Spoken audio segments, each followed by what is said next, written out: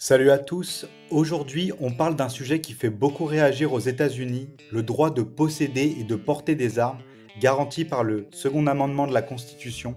Pour certains c'est un droit sacré, pour d'autres une menace à encadrer, mais dans certains États ce droit est non seulement protégé mais carrément célébré. Dans cette vidéo, on va voir le top 10 des États les plus favorables aux détenteurs d'armes, selon les données 2025 de World Population Review, et pour faire ce classement je me suis basé sur plusieurs critères. Est-ce qu'on peut porter une arme sans permis? Est-ce que les lois locales permettent vraiment de se défendre chez soi ou dans la rue? Est-ce que l'État résiste aux lois fédérales restrictives? Et bien sûr, est-ce que la culture des armes est forte dans la population? Bref, si vous aimez vos libertés, que vous êtes propriétaire ou futur propriétaire d'une arme, ce classement est fait pour vous.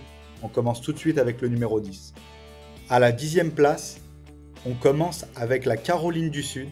Jusqu'à récemment, l'État était assez classique côté législation, mais en 2024, il a fait un bond en avant avec une loi très symbolique, l'adoption du Constitutional Carry. Concrètement, ça veut dire que vous pouvez porter une arme dissimulée sans permis, tant que vous avez le droit légal de posséder cette arme, pas besoin de passer par des formalités compliquées. C'est un changement majeur qui aligne la Caroline du Sud avec les États les plus pro-second amendement du pays. Et le soutien populaire est fort, surtout dans les zones rurales et conservatrices. Les shérifs locaux sont souvent très clairs. Ici, on défend le droit des citoyens à se protéger eux-mêmes. Et côté légitime défense, l'État applique la Castle Doctrine, donc vous avez le droit de vous défendre chez vous, sans obligation de fuir. Il y a aussi une forte culture de la chasse, du tir sportif et pas mal de formations de sécurité accessibles au public. Bref, la Caroline du Sud est peut-être une nouvelle venue dans le club des États pro-armes, mais elle a clairement pris le virage de la liberté individuelle et c'est pour ça qu'elle mérite sa place dans le top 10.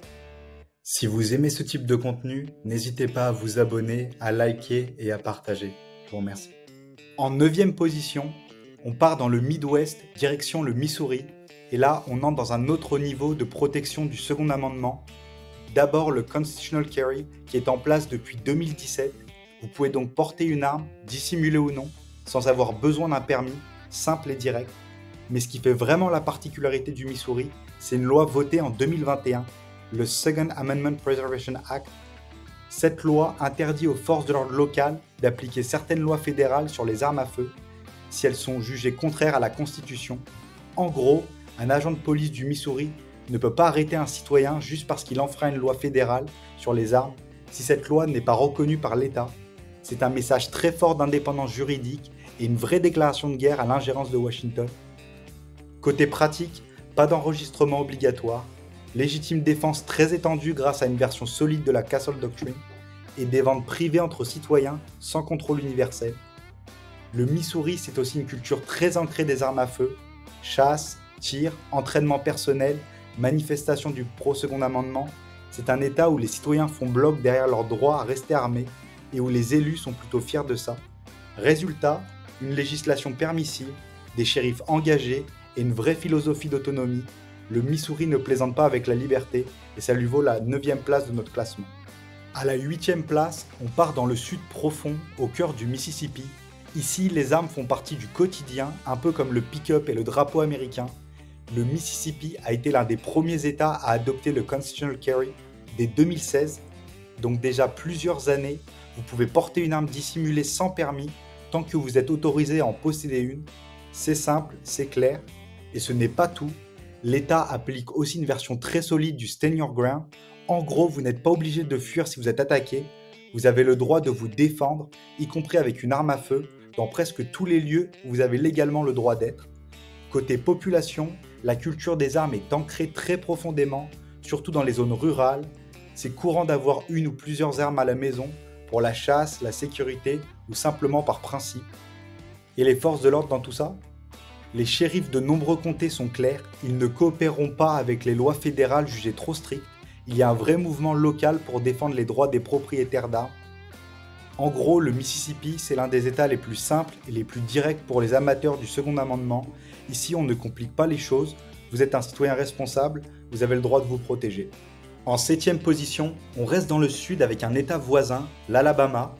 Ici, le droit de posséder et de porter une arme est vu comme quelque chose de fondamental, presque sacré, et ça se reflète dans les lois. Depuis 2022, l'Alabama fait partie des États en Constitutional Carry, donc comme au Mississippi, vous pouvez porter une arme dissimulée, sans avoir de permis, à condition bien sûr d'avoir le droit de posséder cette arme. Et ce qui renforce encore sa position dans ce classement, c'est la présence de lois très favorables à la légitime défense. L'Alabama applique à la fois la Castle Doctrine et le Stand Your Ground. En gros, vous avez le droit de vous défendre chez vous, mais aussi dans n'importe quel endroit où vous êtes légalement présent, et vous n'avez pas à fuir avant de riposter si vous êtes menacé. Les forces de l'ordre sont dans la grande majorité très pro-second amendement. Plusieurs comtés sont devenus des sanctuaires pour les droits des propriétaires d'armes, ce qui signifie que les autorités refusent d'appliquer les lois fédérales trop restrictives.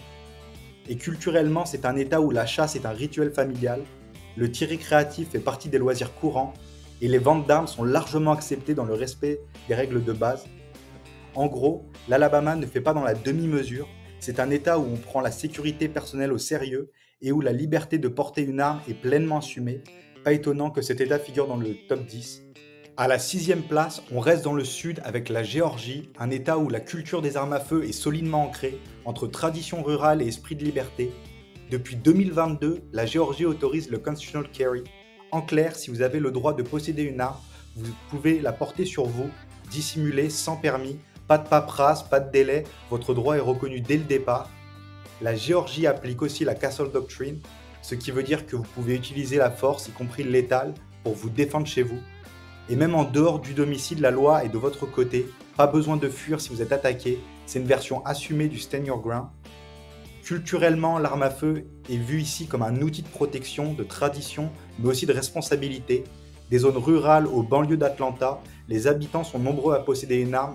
Et côté autorité, comme dans l'Alabama, beaucoup de shérifs sont très favorables au droit du second amendement. Le taux de possession d'armes est au-dessus de la moyenne nationale. Beaucoup de fabricants et vendeurs d'armes sont présents dans énormément de villes de cet État.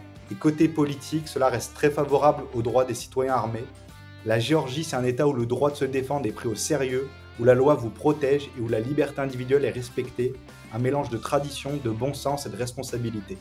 En 5e position, direction le New Hampshire, un petit État du Nord-Est qui surprend souvent par sa forte culture des armes. Ici, la devise « Live free or die » n'est pas qu'un slogan, c'est un mode de vie. Et cela se reflète dans les lois sur les armes à feu. Depuis 2017, le New Hampshire autorise le Constitutional Carry avec une version solide du Stand Your Ground. En gros, pas de permis requis pour porter une arme dissimulée et des lois solides sur la légitime défense. Sur le plan économique, cet État se distingue par un nombre élevé d'emplois liés aux armes à feu, avec une bonne rémunération. Cela reflète une industrie des armes bien implantée et une acceptation culturelle forte. La population de cet État valorise la responsabilité individuelle et la liberté. Le New Hampshire combine liberté législative, opportunités économiques et culture pro-armes, ce qui en fait un choix de premier plan pour les propriétaires d'armes à feu. En 4e position, on retourne dans le sud avec un État souvent sous-estimé, l'Arkansas. Ici, les traditions sont fortes et la possession d'armes à feu est un droit que personne ne remet en question. C'est même considéré comme une partie de l'identité locale, au même titre que la chasse ou les valeurs familiales. L'Arkansas autorise le Constitutional Carry depuis 2021. Autrement dit, vous pouvez porter une arme dissimulée ou visible. Et si vous êtes confronté à une menace, cet État applique une version robuste du Stand Your Ground. Donc si vous êtes attaqué, vous n'avez aucune obligation de reculer. Vous pouvez riposter légalement et fermement, que ce soit chez vous, dans votre véhicule ou dans un lieu public. Plusieurs comtés se sont même déclarés sanctuaires du second amendement, refusant de coopérer avec les politiques fédérales jugées trop restrictives. Culturellement, les armes sont souvent transmises de génération en génération comme un héritage. La chasse, le tir sportif ou simplement la protection du foyer font partie du quotidien. En gros, l'Arkansas, c'est un État très accessible pour les propriétaires d'armes, avec des lois simples, une vraie liberté et une population attachée à son autonomie et à sa sécurité. En 3e position, direction le Texas où la culture des armes à feu est profondément enracinée dans l'identité locale. Depuis le 1er septembre 2021, le Texas autorise le Constitutional Carry. Cela veut dire que toute personne de 21 ans ou plus, légalement autorisée à posséder une arme, peut porter une arme de poing, ouverte ou dissimulée, sans permis tant que l'arme est dans un étui. Côté légitime défense, le Texas applique la Castle Doctrine et le Stand Your Ground. Autrement dit, vous n'avez aucune obligation de battre en retrait. Si vous êtes attaqué dans un lieu où vous avez légalement le droit d'être. Quelques chiffres clés. 45% des ménages texans possèdent au moins une arme à feu. Le Texas est l'État avec le plus grand nombre d'armes enregistrées, dépassant le million. Il y a plus de 11 000 emplois liés aux armes à feu. En résumé, le Texas, c'est la liberté armée à grande échelle, des lois permissives, une culture pro-armes affirmée et une population fière de son droit à la défense personnelle. En deuxième position, on part dans l'Ouest, dans un état calme en apparence, mais ultra déterminé quand il s'agit de défendre le second amendement, l'Idaho. Ici, la liberté, c'est du concret.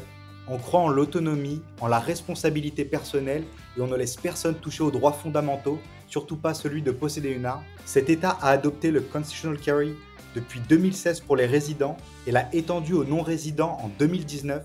Donc n'importe qui, tant que l'on est une personne respectueuse de la loi, peut porter une arme dissimulée sans permis, aucune paperasse, aucun obstacle inutile. L'État applique également une version robuste du Stand Your Ground. Si vous êtes attaqué dans un lieu où vous avez le droit d'être, vous pouvez riposter sans avoir à reculer. Et bien sûr, la Castle Doctrine vous couvre totalement à domicile. L'Idaho a adopté plusieurs lois empêchant ses autorités locales de coopérer avec des agences fédérales qui tenteraient d'appliquer des lois anti-armes jugées inconstitutionnelles. Côté industrie, cet État est un terrain fertile pour les fabricants, les armuriers et les clubs de tir. Les armes ne sont pas juste tolérées ici, elles sont valorisées. Et dans les zones rurales qui représentent une grande partie de l'État, la possession d'armes est presque universelle. L'Idaho, c'est la liberté sans compromis, dans un cadre naturel exceptionnel, des lois ultra favorables, une forte culture d'autodéfense et un vrai esprit de résistance face à un contrôle excessif. Et en tête de ce classement, on retrouve sans surprise un champion de longue date, l'Arizona. Ici, le second amendement n'est pas juste un droit, c'est un mode de vie. L'Arizona est l'un des premiers États à avoir adopté le Constitutional Carry dès 2010. Résultat, toute personne de 21 ans ou plus peut porter une arme sans avoir besoin d'un permis. Mais si vous voulez un permis pour bénéficier de la réciprocité dans d'autres États, vous pouvez aussi en demander un. C'est rapide, accessible et sans tracasserie. Côté légitime défense, si vous êtes confronté à une menace, vous n'avez aucune obligation de battre en retrait, même dans un lieu public. La loi vous protège si vous agissez pour vous défendre ou protéger autrui. En quelques chiffres, c'est plus de 46% des ménages qui possèdent une arme. L'État est régulièrement classé numéro 1 pour la liberté en matière d'armes à feu. L'industrie des armes génère des milliers d'emplois dans tout l'État. Le tir sportif est populaire, les stands de tir sont bien entretenus, très fréquentés, et les habitants, toutes générations confondues, prennent au sérieux la pratique, l'entretien et la sécurité. En gros, l'Arizona, c'est le rêve américain version armée. Liberté, autonomie et confiance dans le citoyen. Pas étonnant qu'il reste année après année le numéro 1 pour les propriétaires d'armes à feu.